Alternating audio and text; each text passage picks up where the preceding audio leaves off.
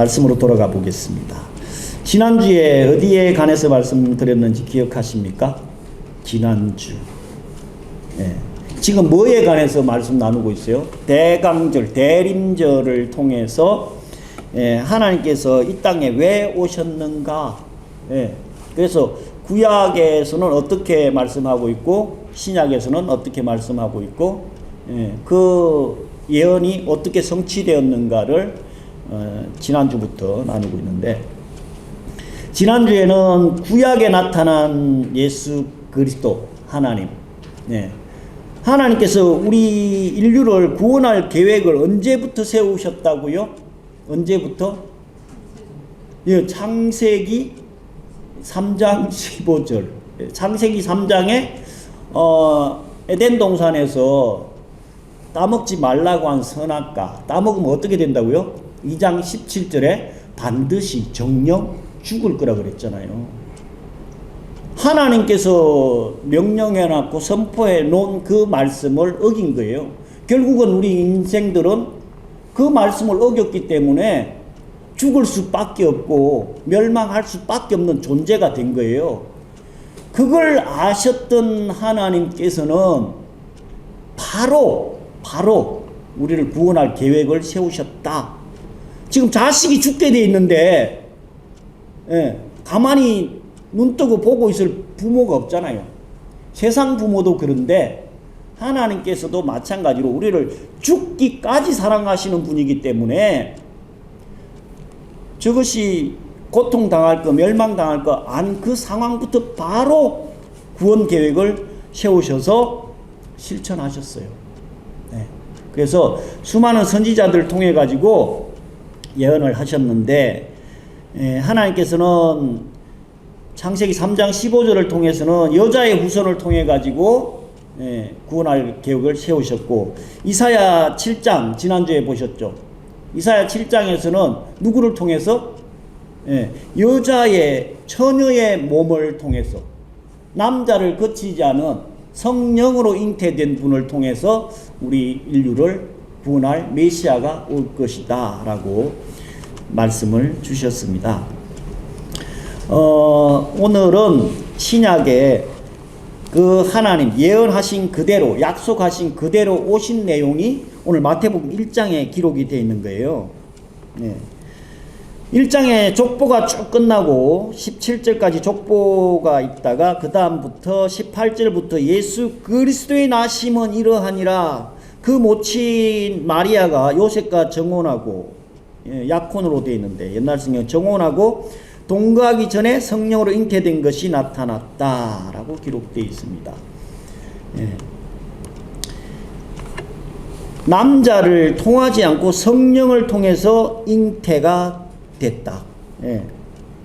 옛날 그 유대인들은 결혼 풍습을 좀 알 필요가 있다라고 말씀드렸잖아요. 우리나라는 뭐 약혼이나 정혼식을 안 하는 경우도 있는데, 유대인들은 약혼, 여기 나와 있는 정혼 기간을 꼭 둔다고 말씀드렸죠. 그 두 집안 간에 결혼을 약속을 하고 그 다음에 약혼식을 해요. 정혼식을 해. 그 이후에 약 1년 정도를 정혼 기간으로 지내고 있는 거예요. 그 정혼 기간 동안에 여자는 뭐 해야 돼요?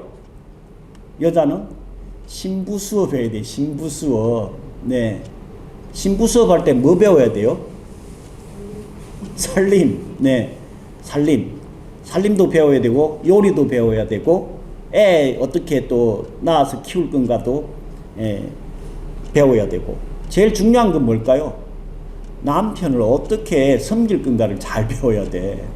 이 정혼 기간에 신부로서의 준비를 완벽하게 해야 돼요. 남자는 뭐 해야 돼요? 남자는 뭐 할까요? 그 정혼 기간 동안에 같이 살 수 있는 예쁜 집을 준비해야 돼요. 그래서 우리는, 교회는 나중에 계시록에 가면 누가 뭐가 돼요? 우리의 신분이 예수 그리스도의 신부가 되잖아요. 그래서 요한복음의 14장 보면 우리는 예수님께서 3절에 보면 처소를 예비하러 갔다가 처소가 마련되면 다시 니들을 데려올 거다라고 말씀하고 계시잖아요. 그러니까 지금 우리는 예수님과 어떤 관계냐면요, 정혼 관계에 있는 거예요. 정혼 기간에 있는 거예요. 우리가 신부라니까? 그러면 정혼 기간에 바람 피면 돼요, 안 돼요? 딴 놈 만나면 돼요, 안 돼요? 안 돼. 예. 그 동안에 우리는 신부로서의 단장을 준비를 아주 예쁘게 하고 있어야 된다니까. 그래서 예수님께서 하늘나라에 처소가 마련되면 우리를 데려온다고 했잖아요. 그래서 똑같이 마리아도 정혼기간에 예쁘게 준비하고 있다가 남편하고 이제 기간이 돼가지고 정식 결혼을 할 상황이 됐는데 이 마리아가 어떻게 됐다고요? 임신을 했대야. 큰일 난 거 아니에요? 네. 임신해가지고 그 신부가 왔다고 하면 아직 첫날 밤도 안 치렀는데 이거 난리 나는 거 아니에요? 네. 그래서 19절에 보면 그 남편 요셉은 의로운 사람이라 저를 드러내지 아니하고 가만히 끊고자 했다. 네. 우리 같으면 난리가 나지 않았겠어요? 지금 이 시대도 난리가 날 상황인데 2000년 전에 그 유대에 여자들은 거의 숫자에도 안 들어가는 사람 취급을 거의 안 당하던 그 시대에 여자가 임신을 해갖고 왔다? 이건 돌 맞아가지고 죽어도 아무런 법적인 문제가 없는 상황이에요. 시대였어요. 근데 이 요셉은 진짜로 착했나봐. 의로운 사람이다. 성경에서 인정할 정도로 착한 분, 의로운 사람. 예. 그러니까 가만히 끊고자 했다는 건요, 그냥 조용히 돌려보내려고 했다는 거예요. 막 시끄럽게 떠벌려가지고, 예, 돌에 맞아 죽게 하는 게 아니라. 그래서 그 일에 대해서 20절에 보면 이 일을 생각할 때 주의 사자가 현몽하여 가로되 다윗의 자손 요셉아 내 안에 데려오기를 두려워하지 말라. 저에게 잉태된 자는 성령으로 잉태된 것이라. 아들을 낳을 것이니 이름을 예수라 하라. 이는 그가 자기 백성을 죄에서 구원할 자이심이라. 그분이 임마누엘이다. 예. 하나님께서 우리와 함께하고 계신 분이다. 하나님께서 구약 창세기부터 시작해갖고 예언을 하셔가지고 이 땅에 오셨는데 예수님께서 이 땅에 오신 이유가 뭐냐? 지난 구약의 요한 1서 4장을 통해가지고 뭐라고 말씀드렸어요?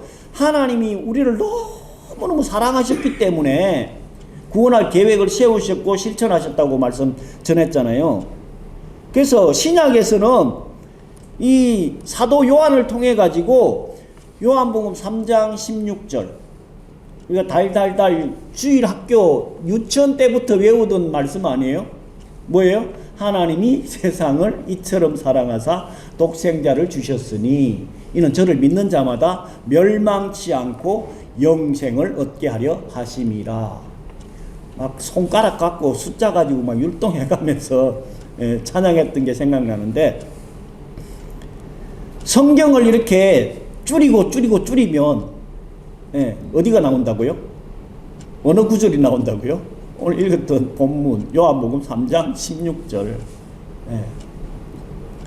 그래서 하나님께서 세상을, 여기 세상은 우리 포함, 우리가 99%가 아닌가 생각됩니다. 세상을 이처럼 사랑하사 누구를 주셨다고? 독생자 예수 그리스도를 주셨는데, 왜 주셨느냐 하면 이는 저를 믿는 자마다 멸망치 않고 영생을 얻게 하려 하십니다.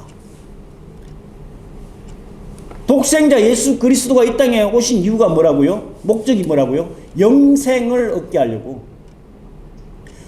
지난주에 말씀드린 대로 창세기 3장에서 선악과 따먹어가지고 우리는 멸망할 존재, 지옥 갈 존재로 만들어져 있었는데, 그 이전에는 에덴 동산에 살 때에 하나님께서 6일째에 우리 인간을 창조할 때는요, 완벽하게 만들었거든요. 그 완벽이라는 건 뭐냐면요, 영원히 살 존재로 만들었어요. 네. 죄만 안 지었으면 우리는 그냥 아담 할아버지하고 하와 할머니가 선악과만 안 따먹었으면 우리는 그냥 영원히 쭉 살 사람들이었다니까. 네. 그래서 하나님께서 예수님께서 이 땅에 오신 이유는 뭐냐면요, 그 처음 창조 목적을 성취하려고 이 땅에 오신 거예요. 그 처음 창조한 목적이 뭐였느냐 하면 영원히 사는 존재. 네. 에덴 동산에 선악과도 있었는데 또 다른 나무가, 아주 중요한 나무가 하나 있었어요. 뭔지 아세요? 생명나무가 있었어요. 근데 선악과 따먹고 나서는 그룹들하고 천사들한테 거기 못 가게 딱 지키게 했어요. 왜요? 그 생명과를 먹으면 영원히 살 수도 있어요. 근데 문제는 뭐예요?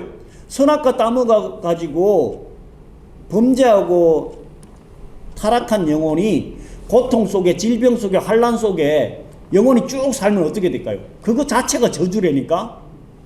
예. 찌질이 궁상으로 막 아파가지고 막 돈이 있니 없니, 예, 여기가 아프고 저기가 아프고 병원 가야 되고 약 먹고 이런 상황에서 쭉 영원히 살아봐요. 예. 그래서 하나님께서는 그 생명나무, 생명과를 못 먹게 막아놓은 거예요. 근데 계시록 21장에 가면 그 생명과를 따먹을 수 있게끔 열어놓으셨어요. 왜요? 그때는 완전체가 되기 때문에 생명과 먹고 영원히 살아도 관계없어. 그래서 하나님께서는 이 땅에 오신 이유가 멸망치 않고 영생을 얻게 하려 하심이라. 네, 그 영생은 예수 그리스도를 믿음으로 말미암아서 천국의 자녀로, 천국 시민으로 살 수 있게끔. 그때는 영원히 쭉 살아도 관계없다니까요. 왜요? 천국은 눈물과 고통과 슬픔과 아픔과 죽음이 없기 때문에 그런 거예요. 그래서 17절에는 하나님이 그 아들을 세상에 보내신 이유와 목적은 세상을 심판하려 하심이 아니요 오히려 세상을 구원하려 하심이라. 예, 놀랍지 않습니까? 하나님께서 우리를 구원해 주시려고 이 땅에 오셨다. 그래서 잠깐만요. 제가 성경책을 엉뚱한 데 펴놔놓고 있네요.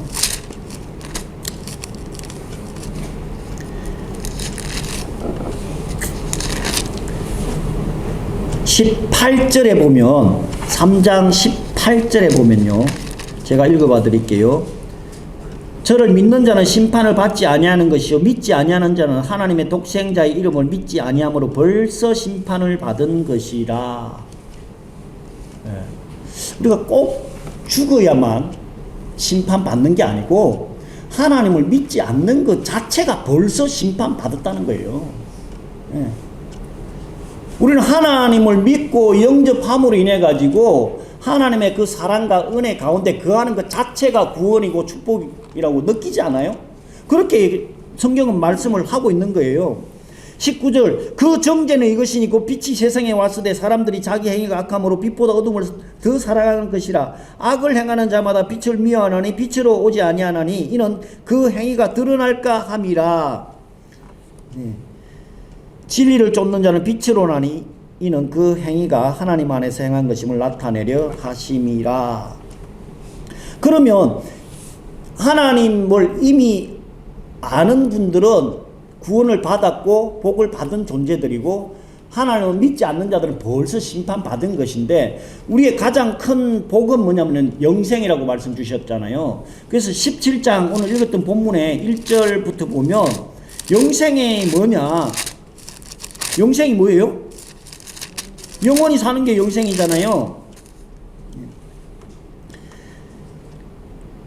2절에 보면 아버지께서 아들에게 주신 모든 자에게 영생을 주게 하시려고 만민을 다스리는 권세를 아들에게 주셨음 이로소이다. 영생은 곧 유일하신 하나님과 그의 보내신 자 예수 그리스도를 아는 것이니라. 예. 여러분들은 벌써 예수 그리스도를 알므로 믿음으로 인해 가지고 영생을 지금도 누리고 있는 거예요. 놀랍지 않아요? 잠깐 우리가 예수님 오시기 전에 뭐 육이 죽을 수도 있는데, 네. 그 과정도 그냥 영생 기간 중에 있는 거예요. 네. 왜? 영생은 곧 유일하신 하나님과 그 보내신 아들 예수 그리스도를 아는 게 영생이라 그랬거든요. 근데 여기서 안다는 개념이 아주 중요해요. 네. 안다는 개념. 이 안다는 개념은요, 관계를 이야기하고 있는데, 대부분의 그 조폭들이나 정치하는 사람들은요, 이렇게 처음 만나면 너 누구 아냐고, 그 동네 형님 누구 아냐고 네, 쭉쭉쭉 족보를 물어봐요. 정치하는 사람들도 무슨 당에 누구 안다고 막 자랑을 해. 네. 그러면서 이제 최종적으로는 어디까지 올라갈까요? 나 윤석열 대통령 알아. 네. 또 우리 연예인 좋아하는 사람들은 누구 좋아해요? BTS 정국이. 네, 나 정국이 잘 알아. 그러면서 피켓 들고 막 쫓아다녀. 근데 정작 중요한 건 뭐냐면 정국이가 걔를 하나도 몰라. 예. 제가 미국에 계신 분, 그 옷이 같은 옷이네. 같은 옷이 그 약간 흑인 대통령 바마 그 양반 제가 좀 잘 알거든요. 왜냐, 대통령 했으니까. 같은 또 옷이잖아. 근데 문제는 정작 진짜 중요한 그 양반이 나를 모른다는 거야.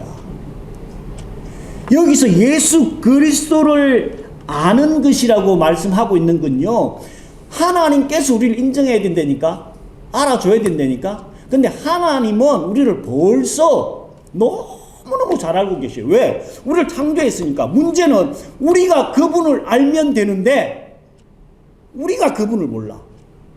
바깥에 있는 사람들이 그분을 몰라. 인정을 안 해. 그래서 영생을 못 누리는 거예요. 성탄에 좀 TV나 매스컴이 그 부분을 좀 많이 다뤄줬으면 좋겠는데, 그저 노는 거, 먹고 마시고 즐기고 죄 짓는 날로 알고 있어, 젊은 애들은. 그때 크리스마스 이브나 뭐 성탄 때에는 죄를 마음대로 지어도 문제가 없는 걸로 알고 살아가는 젊은 그리스도인들도 많어. 네. 정말로 이때에 매스컴들이 하나님께서 이 땅에 왜 오셨는지를 그냥 기독교 방송 말고 그냥 일반 방송에서 좀 제대로 알려줬으면 좋겠어. 근데 사단이 가만두지를 않잖아요. 사단이 가만두지를 않아. 그래서 우리는 이 말씀 준비하면서 진짜 감사한 일이다. 하나님께서는 이미 우리를 다 알고 계시지만 내가 하나님을 얼마나 알고 하나님과 관계를 맺으면서 살아가고 있는가, 그것이 벌써 영생이라고 말씀 주셨기 때문에 너무너무 감사한 일이에요. 그래서 요한복음 20장 31절 마지막 요한복음의 거의 마무리 단계인데, 21장은 거의 베드로와 그 낙향한 제자들 향한 말씀인데, 요한복음 20장 31절 오직 이것을이라고 하면 성경을 기록한 목적이라고. 이 성경을 기록함은 예수 그리스도가 하나님의 아들 그리스도이심, 그 그리스도라는 말씀은 구세주, 그리스도이심을 믿게 하려 하며 너희로 믿고 그의 이름을 힘입어 생명을 얻게 하려 함이니라. 여기서 생명이 영생이에요. 하나님과 관계가 없는 존재들은, 단절된 존재들은요, 살았다고 해도 죽은 목숨들이에요. 네. 성경의 기록 목적이 뭐냐는 거예요. 뭐예요? 그분이, 이 땅에 오신 그분이 하나님의 아들 되시고 메시아 구세주라는 거예요. 그래서 그분을 믿고 영접한 우리를 영생 얻게 하려고 이 성경을 기록해놨다는 거예요. 예. 사도 요한의 결론이에요. 예. 그럼 우리는 이 성탄의 시즌에 뭐 해야 될까요?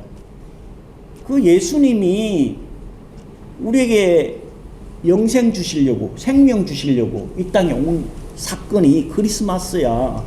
술 먹고 춤추고 노는 날이 아니야. 이거 전해야 된다니까요. 네. 전하면서 또한 뭐 해야 될까요? 우리가 내가 먼저 누려야 돼. 내가 그 구원의 확신 가운데 딱 거하면서 좌로나 우로나 어떤 이야기에도 흔들림 없이 그 믿음을 지켜가면서 날씨가 춥든 덥든 삶이 힘들든 안 힘들든 하나님께 맡기면 된다니까. 내 아버지가 그분이고 그분이 나를 위해서 이 땅에 오셨고 십자가에 죽기까지 사랑해 주셨고 그분이 생사화복의 주관자다.